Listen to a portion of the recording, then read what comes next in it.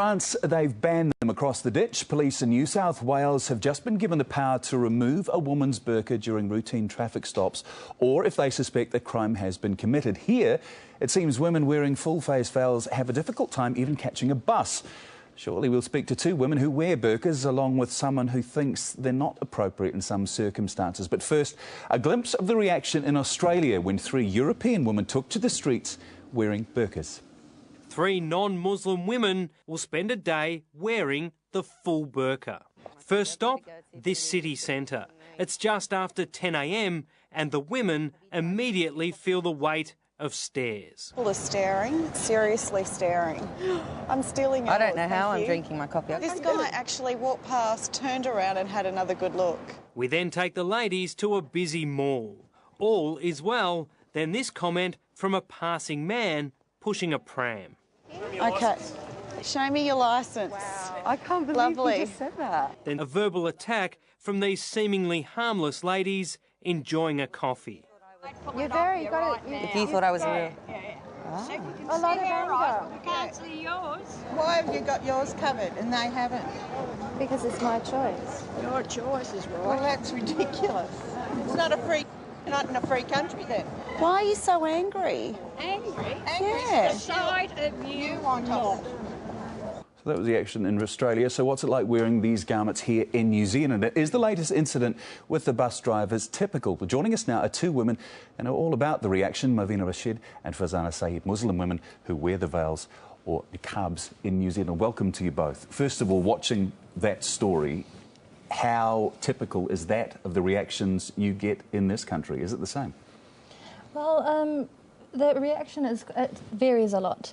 It's not that extreme sometimes for us. For example, the latest case that's happening with the bus driver, that has never actually happened to us, that sort of extreme behaviour, but sort of remarks that you can see happening in Australia, that does happen on a regular basis sometimes to us. So you get people saying things like, take it off, I can't see your face? Yes, sadly we do. Definitely. And Movina, that's been your experience as well, on a daily basis? Not on a daily basis, but you do, if you're in a mall or if you're walking, yes, people will come up to you and say, remove that, why do you need to wear that? Your reaction to the young women being told to get off the bus, what did you think when you first heard that? Well, New Zealand is a tolerant and diverse country, and I was quite surprised, at the same time saddened that she had to go through that. You know, I didn't expect anyone to have that reaction of a woman covering her face just to enter a bus. What sort of things are said? We saw it, we'd hope we're a bit more tolerant than Australians. Is it that bad? Is there a variation? It varies. Some people are like, take it off, while others very sadly come up to you and say, you know, you don't have to wear that here.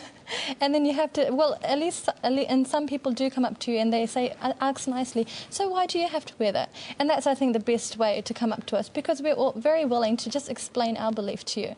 There are situations, though, of course, where you've got to take them off. You've got to show your face. How do you cope with that, both of you? Well, we live in New Zealand, and in New Zealand there are both genders working in every single profession. And it has been more than comfortable. For example, we both are educated, we both travel, we both study. It has never caused a hindrance to us. And for us, it is very important for us to understand, to be able to comply with that as well, for the New Zealand standards. Movina, at the most extreme end of things we've seen in France, they've been banned altogether. Is it a fear that that could ever happen in this part of the world? Do you think we're a little more enlightened, or could that happen? I think we're a little more enlightened. I'm hoping that would never happen in New Zealand. New Zealand is known as a very tolerant and diverse society, as I mentioned earlier. But it is quite sad that in fact, the saddest thing is what the media has portrayed with regard to the niqab. And all the negativities, I think, when they refer to the woman behind closed doors in Afghanistan, that is not the issue here. And we live in a diverse society, and I think we work together in a country where, for myself, I'm wearing niqab, and I have gained my education in New Zealand, and I work in New Zealand, and people are generally very pleasant. and very acceptable. This is probably the first, or one of the first times we've seen women in full face veils on live television. Talking to you guys before, though, you were both pretty nervous. This is a jump to be doing this type of thing. Well, I'm sure anyone would be quite nervous coming on public television. But the reason we did come up here to show that there is another side to the story. There is I think, a negative view towards people wearing a face veil. And you have to understand that it is very important not to make a judgment about a person. Putting aside anything to do with religion, anything to do with culture, anything at all, do you understand why people might find it, I'm not talking about the extreme end of things, but a little disquieting to only see people's eyes, to not see the face? Do you understand that? Yeah, I totally understand that. I mean, I totally understand, especially in a country or in culture that do not have face covering. I totally understand that. And so I think it's important how we react as well. It's very important when I see someone, you know, reacting in a very negative manner, that I do have an understanding, yes, well, this person, you know, it's something new for him or her. So, yeah, I mean, I totally do understand that, but at the same time, I think we need to take a step to educate ourselves. Right. You know. Okay. We will come back to you in a moment. Along with us tonight, also from Wellington, is Race Relations Commissioner Joris de Vries, and with me here in Auckland, Glenn Carpenter from New Zealand Christian Network. First of all, Glenn, your reaction to what's happened to the young woman on the buses, the young women on the buses? Well, I was sad too, and I agree with these two ladies. I also feel sad for the bus driver, and maybe there's a need here for some education on what is actually covered under human rights and Bill of Rights legislation. Maybe it wasn't clear what issues were there. But I think that, I mean, my wife works as a counsellor, and to know that there's a new thing now called maskophobia sort of opens up a whole new area of counselling. Convenient, though, isn't it, that they both had the same condition that most of us wouldn't have even heard of? Yeah, I wasn't sure whether it was tongue-in-cheek when I first heard it, to be honest. I also agree with the ladies that some of these issues that have been put up there as objections to the burqa or the niqab are a little bit spurious in the New Zealand sense. Security is not a significant issue for us here in New Zealand, so I don't think people need to be too concerned by that. I think the issue of oppression of women, it's a valid concern in some countries. I don't know that that's necessarily a concern here. So. And I think we also need to keep the whole issue in perspective. If the figures in New Zealand are anything like the figures in France, where I think it's something like 1 in 50,000 people wear a burqa, we're talking about probably in the whole of New Zealand of only about 80 people. But the big issue for us, and I think, and this is the area that I think the question you just raised, people in New Zealand are concerned. Not everybody. Some people are happier, more comfortable with it, others not so. But I appreciate the fact that there is a recognition of those concerns, and I appreciate the fact that your next person is Joris de Vries, because he and I work together on interfaith dialogue matters, and many of these things can be resolved just by talking through the issues. Joris de Vries, if I can get you from Wellington, what has been your reaction to what you've heard tonight and to the young women on the buses? Oh, I really feel for the young women who didn't get onto the bus.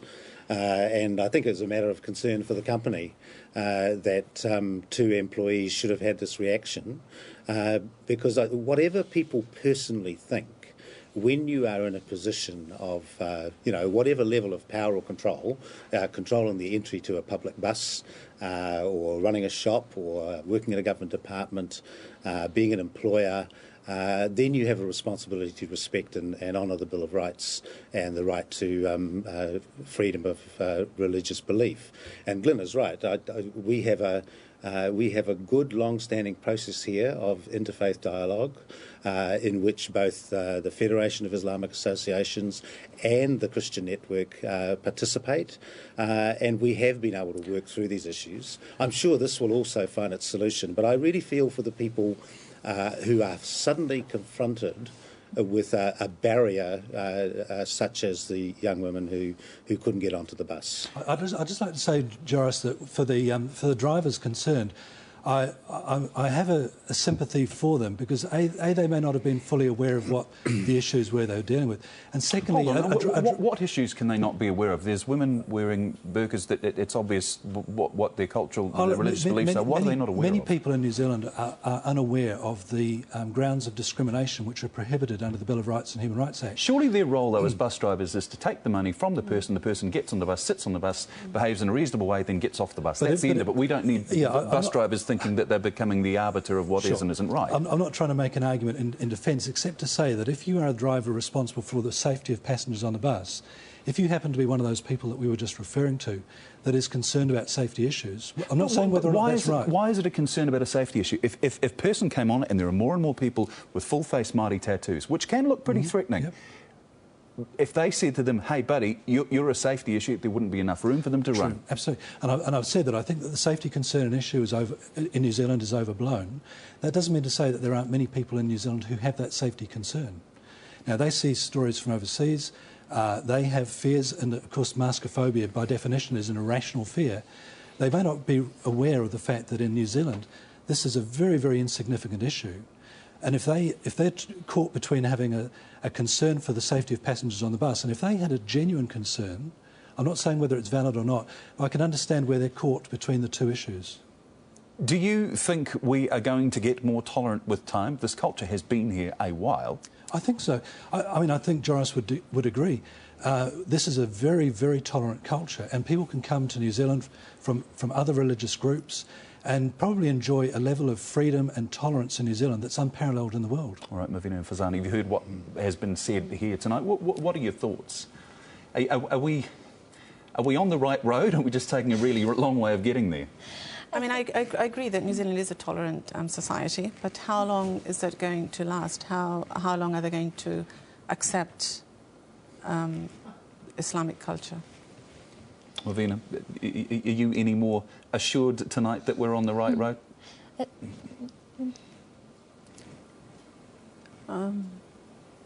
Yes. You would hope so. I would hope so. I think it's very important, though, that, I mean, it's not about educating others, it's about educating yourself. The information is out there, you just have to be open to understanding it. All right. To all of you, thank you very much for coming in and discussing this. So what do you make of it all? How do you feel about women in New Zealand wearing veils or burqas? Log onto our facebook.com/closeup or send us an email, closeup@tvnz.co.nz, and let us know what you